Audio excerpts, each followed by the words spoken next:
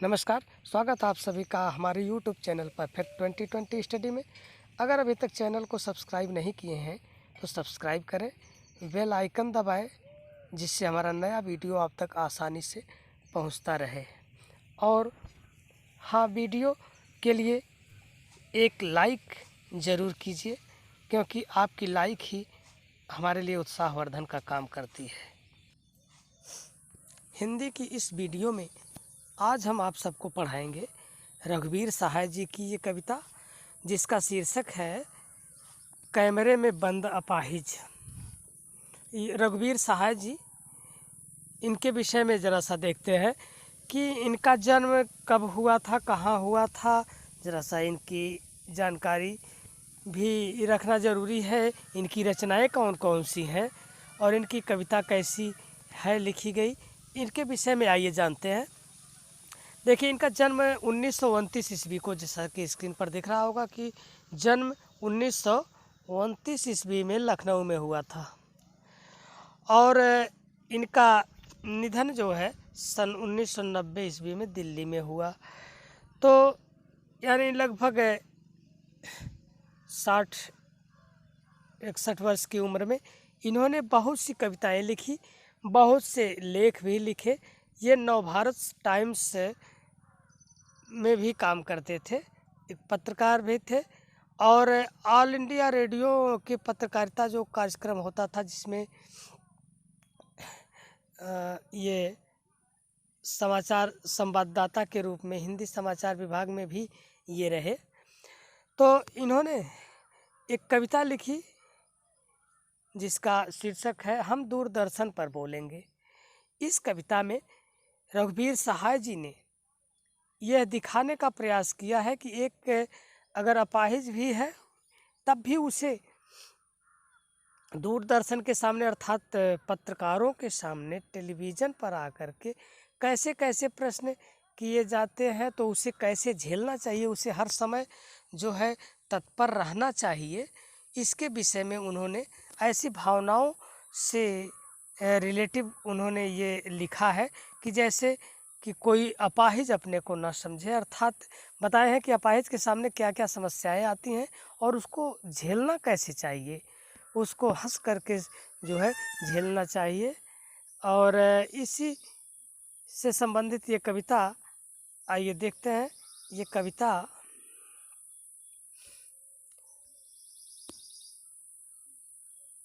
ये है कैमरे में बंद अपाहिज। हम दूरदर्शन पर बोलेंगे, हम दूरदर्शन पर बोलेंगे, हम दूरदर्शन पर बोलेंगे।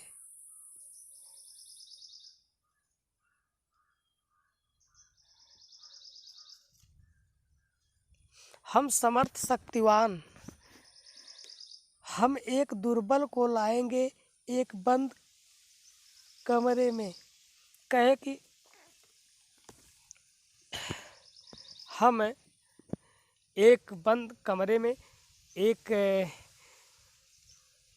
जो है दुर्बल व्यक्ति को ले आएंगे और उससे क्या क्या प्रश्न पूछेंगे। कहें कि जो है, कह रहे कि हम दूरदर्शन पर बोलेंगे और हम शक्तिवान, हम एक दुर्बल को लाएंगे। कह रहे कि हम दूरदर्शन के सामने उससे प्रश्न पूछेंगे और उसे जो है क्या क्या कठिनाई है इन सब के विषय में पूछेंगे।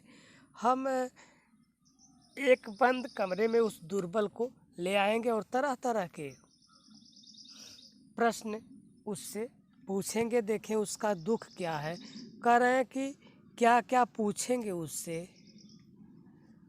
कह रहे हैं कि उससे पूछेंगे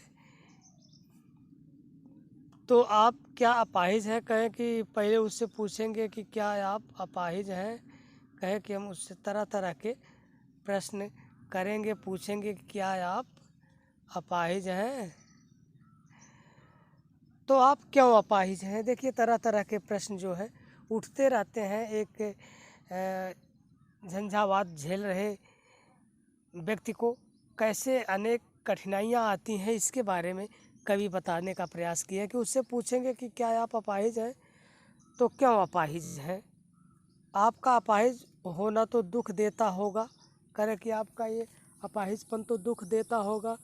कैमरा दिखाओ, इसे बड़ा करें कि कैमरे को और उसके सामने और बड़ा जो है उसे करके दिखाने का प्रयास करेंगे। कहेंगे हाँ तो बताइए आपका दुख क्या है। कहे कि उससे पूछेंगे कि आपका क्या दुख है, किस प्रकार का दुख है, जल्दी बताइए। वह बताए दुख बताइए। करे बता नहीं पाएगा सचमुच में। अब अपने दुख को कोई कितना बयां कर सकता है, उस दुख को तो वही जान सकता है। और दुख को हालांकि कहते तो हैं कि जो है बांटना चाहिए, बांटने से जो है दुख हल्के होते हैं। दुख बांटे जा सकते हैं, लेकिन कैसे?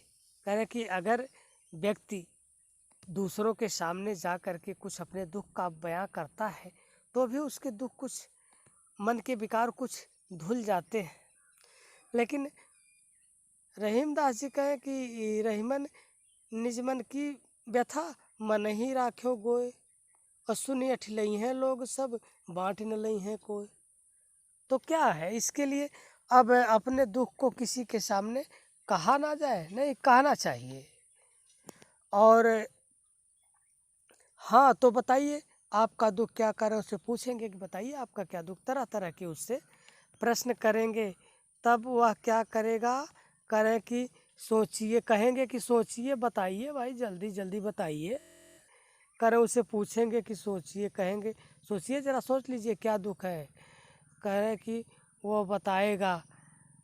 आपको अपाहिज होकर कैसा लगता है? करें उससे इस तरह के प्रश्न पूछेंगे कि आपको अपाहिज होकर कैसा लगता है, यानी कैसा लगता है। हम खुद ही इशारे से बताएंगे कि क्या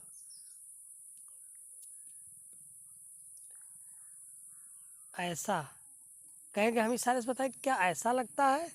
करे सोचिए बताइए, थोड़ी कोशिश करिए। यह अवसर खो देंगे, यह अवसर खो देंगे। आप जानते हैं कि कार्यक्रम रोचक बनाने के वास्ते हम पूछ पूछ कर उसको रुला देंगे। इंतज़ार करते हैं आप भी उसके रो पड़ने का करते हैं। यह प्रश्न पूछा नहीं जाएगा। फिर क्या किया जाएगा? करें कि फिर हम पर्दे पर दिखाएंगे फूली हुई आँख की एक बड़ी तस्वीर, बहुत बड़ी तस्वीर, और उसके होठों पर एक कसमसाहट भी। आशा है आप उसे उसकी अपंगता की पीड़ा मानेंगे। एक और कोशिश करें कि एक और भी कोशिश है। क्या दर्शक धीरज रखिए, देखिए हम दोनों एक संग रुलाने हैं। करें कि देखिए हम दोनों का एक साथ में कैसे कैसे सामंजस्य हो रहा है। करें ये दर्शकों, आप इसको देखते रहिए।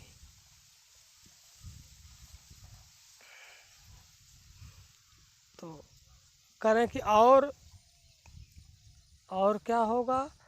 करें कि और वह दोनों, आप और वह दोनों कैमरा बस करो, नहीं हुआ रहने दो, पर्दे पर वक्त की कीमत है। करें कि ऐसा उसे दिखाएंगे कि कहेंगे कि जो है पर्दे पर वक्त की कीमत है, अब रहने दो ऐ कैमरे, अब रहने दो, अब मुस्कराएंगे हम। करें आप देख रहे थे सामाजिक उद्देश्य से युक्त कार्यक्रम। करें कि जो है आप कैसा कार्यक्रम देख रहे थे? सामाजिक उद्देश्य जो होते हैं, समाज आगे बढ़े, ऐसा उद्देश्य से भरा हुआ कार्यक्रम आप देख रहे थे। बस थोड़ी ही कसर रह गई, धन्यवाद। करें तो इससे कहने का मतलब है कि एक अपाहिज व्यक्ति को भी जो है कितनी समस्याएं झेलना पड़ता है, झेलना चाहिए, तब वो आगे बढ़ता है। हिम्मत कभी नहीं हारनी चाहिए। बस आज की वीडियो में इतना ही, धन्यवाद।